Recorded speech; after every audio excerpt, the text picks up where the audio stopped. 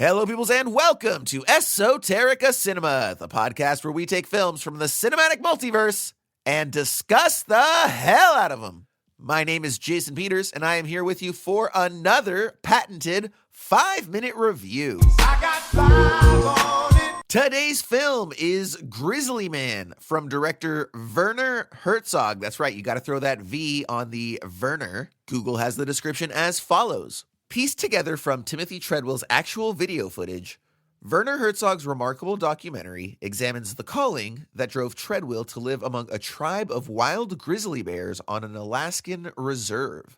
When one of the bears he loved and protected tragically turns on him, the footage he shot serves as a window into our understanding of nature and its grim realities. Grim realities, I'm sure Herzog would be proud of that phrase. Of course, there's a lot of misery, but it is the same misery that is all around us.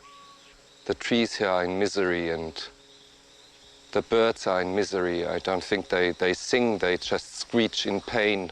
The film was distributed by Lionsgate and made $4.1 million at the box office against a budget of unknown. It's a documentary. I imagine it was probably made for, I don't know. I mean, probably just whatever Herzog asked for, a couple $100,000. I mean, that guy does not make extensive demands when it comes to his salary. He famously came in $2 million under budget on Bad Lieutenant, Port of Call, New Orleans. And so I can't imagine it cost that much to make this one. Now, as far as the movie is concerned, it's a very interesting film. So it's a documentary about this guy, Timothy Treadwell, who went and lived among bears, as in like in bear pits among them out in the wild for, I believe, 13 consecutive summers.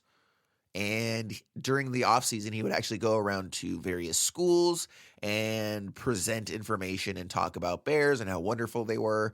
So he is definitely someone who respected nature while also having some sort of underlying psychological issue.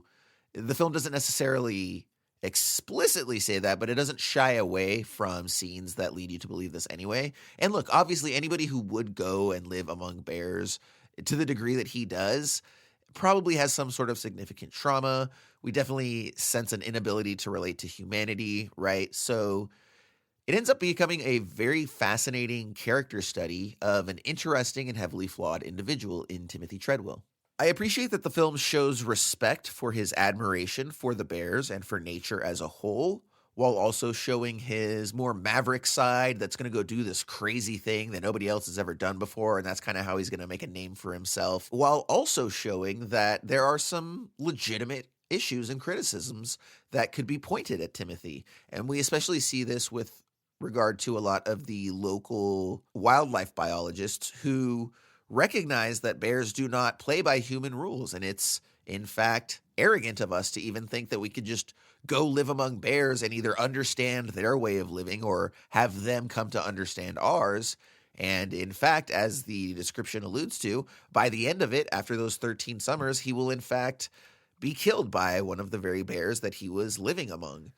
And there's actually a very harrowing sequence where we don't hear. So apparently his death was caught not on camera, but I think like the lens cap was on or it was pointed away. But you can hear the final minutes of his death and him being attacked by this bear and his girlfriend trying to rescue him and him telling her not to hurt the bears. And, you know, even in his dying breath, he wants to save and protect and has reverence for these creatures. They do not play that audio for you, but there's a sequence where we see Werner listening to it, and he's obviously very shaken and strongly affected. So we're left to imagine how horrible that might have been. And yet the fact of the matter is that this is a man who was able to successfully ingratiate himself among these animals to a degree that really it seems like no other person has done, certainly not in modern documented society. And so there's an element of appreciation for that, you know? But again, it does show the sort of arrogance and folly of man where we think that we can just go anywhere, do anything, become anyone. You know, people will bend to our will, or creatures, living beings that don't even understand us will bend to our will. And again, that's just supremely arrogant. And I think the film goes out of its way to let us know that it understands that. Additionally, this is a perfect Herzog film because if you know anything about him, he is very big into this idea that chaos is really the driving force of the world and the universe, that there really is no order. There's not a grand design or anything. And so for him, all of these various creatures and people and personalities and viewpoints, etc., lifestyles all just crash together, and there's no rhyme or reason to anything. And so I think to examine a situation like this through Herzog's viewpoint, it does show again the chaos of the universe, that this man can live peacefully or relatively peacefully for 13 years, and then all it takes is one false move, right? One bear that doesn't understand what's going on or feels threatened or is alpha and doesn't like this guy coming around, and then it's all over. And again, having other creatures expect to play by human rules is just supremely arrogant. And with regard to Herzog, I think one of the fascinating things about this film is the way that it's almost shot as if it was like a staged feature production. I think that's one of the really interesting things about Werner Herzog is he tends to shoot, because he does half documentaries and half narratives, right? He does one and the other pretty much very consistently. And his documentaries always feel like they're trying to be presented in a very cinematic fashion, while his features always feel like they're trying to be presented in a documentary fashion. And so I think that the juxtaposition between those styles is really evident throughout the body of his career.